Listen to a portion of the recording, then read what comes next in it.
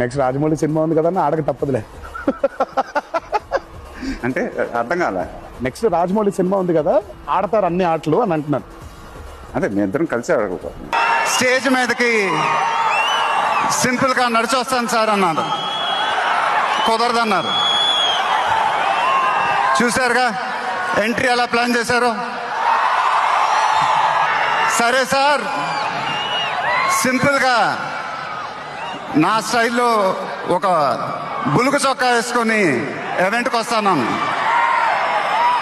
కుదరదన్నారు.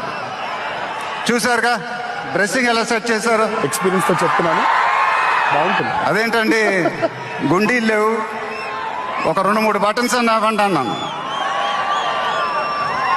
కుదరదన్నారు. Style ఇంతేనమ్మా అంట.